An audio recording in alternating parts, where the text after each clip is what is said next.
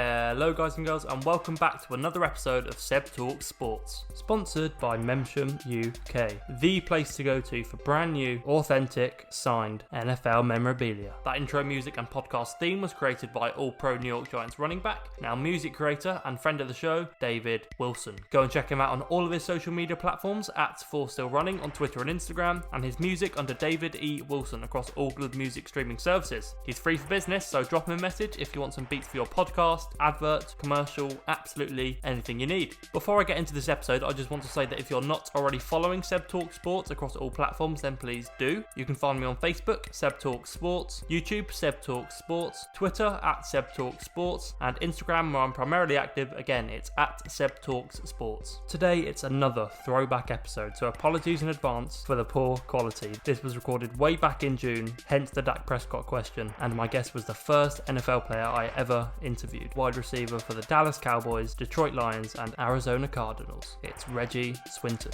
Enjoy!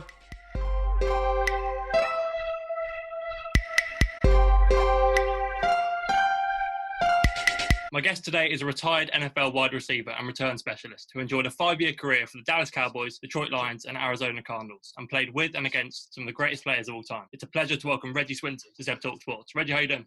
I'm doing good, man. Doing good. Thank you. No worries. Thanks very much for coming on today. Spent 5 years in the NFL. Did you ever have a sort of like a welcome to the NFL moment where it suddenly hit you and you realised that you were playing on the biggest stage? Yeah, man. It was actually my second year playing against the Eagles in Philadelphia, and I ran a kickoff return back, and a guy named Sheldon Brown, he hit me very, very hard, man. In fact, he hit me twice in the same game. The second time I didn't get up, man. So it was. It was a pretty good welcome for me in my second year. That's when you know you made it to the big leagues. Yeah, it was big league. It was big boy football. Indeed. Just watching some of your highlights the other day, it's clear to see that your like speed and agility was a huge part of your game. So in terms of like training for that, what does a typical week of training look like for a pro player? Man, we actually, the off season we go in on Mondays, and Mondays was really the hard day because a lot of the guys drank a lot of alcohol on weekends, and so they would get us in Monday and sort of run us hard and lift us hard to try to get it out of us. I was one of the guys who didn't indulge in that. So I was, I feel like I was being punished for that. But we go in, man, and do a bunch of lunges in the weight room. We go in and do a lot of one leg hopping, speed training, agility, and I got fast actually in college. But it just carried over to the pros when I ran a 4.2. I ran a 4.2 in a 40-yard dash, man. So 4.2. Yeah, man. Speed was my thing. I ran a 4. The Cowboys clocked me at a 4.2 consistently. I wasn't very big, but I was very fast, and that kind of helped me get past the guys that was a lot bigger than me and stronger than me. Did you see a big difference in training up from the college to the pros? Oh, indeed, man. It's a job, and people's livelihoods are really dependent on what you do. I never took the weight room serious, but I always took my speed serious. And I knew if they couldn't catch me, then I wasn't worried about being strong. But the training in the pros, man, was a lot more strenuous, a lot more time consuming, and guys held you accountable because they knew that what you did could potentially help them keep their job or lose their job. So in 2002 against the Eagles, you broke the Cowboys franchise record with 213 kickoff return yards in a single game. How does it feel to achieve that feat and holding it, especially with the end-zone to end-zone touchdown? Really, it's a great accomplishment for my kids. They were young and didn't really know what was going on back when I played. So when they see things now on the internet or see, highlights of me, it's more so a thrill for them to have seen their father on the biggest stage playing against some of the best players. It's really a proud moment for them. And so I cherish that because my kid, not every kid gets a chance to say their father played in the pros. So that's a big thing for me. And that's just something I love and I will always cherish. Out of all the quarterbacks you've played with and been around with in the NFL, like Quincy Carter, Joey Harrington, and then Kurt Warner and Brett Favre, Hall of Famers, who struck you as like the biggest leader of that group and how much of an influence did they have on the teams you're on? The biggest leader, I wasn't with Brett Favre but about 10 days, so I don't really have a lot of memory of being around Brett. Now, I will say this. In the 10 days I was in Green Bay, I learned about what a true leader does. And, Brett Favre had complete command of the meetings. But Kurt Warner was more, so I was around him for a whole season. And so Kurt was, very heavily involved in the game plan. And I saw him, firsthand take his receivers and, go over things. What kind of, what you're seeing, what he's seeing. So, Kurt, by far was the best. So you've played with and against some of the greatest players ever. Emmitt Smith, Larry Fitz, Jerry Rice, Charles Woodson. Out of everyone, who do you say is the greatest player you've ever played with and against, and why? Well, of course, Emmitt Smith. Doesn't get any better than that. To be there the day he broke Walter Payton's record, that was a special moment for everybody. Something I'll always remember. The greatest player I played against, I don't know.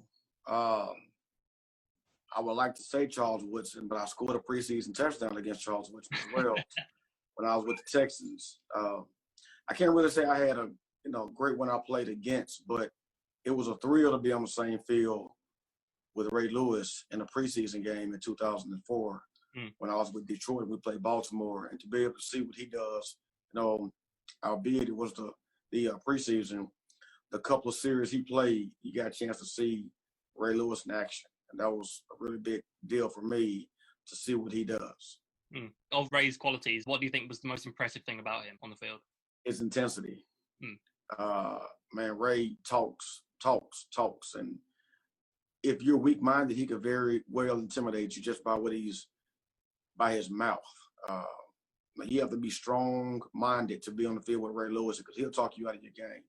And I've seen that just in a couple of series I played against him in that one preseason game. But I will say this, the player I had the most exciting time watching from the sidelines, and I played against him several times, was Peyton Manning.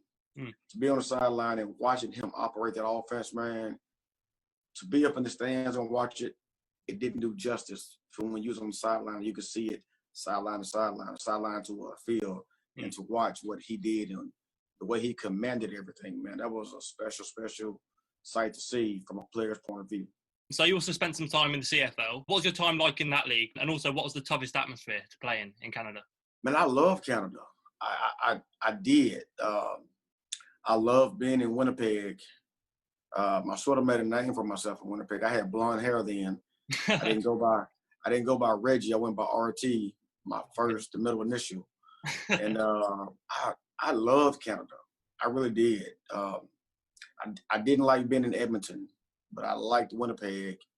I liked the city. And I think about the times I had there, man, it was some good times. As a former Cowboy, what do you make of the whole Dak Prescott situation now? Do you think Jerry Jones should move on, find a new quarterback? In my honest opinion, I'm not a Dak fan. I don't think he deserves what he's asking for. I think Dak's a good player, but he's not what he think he is.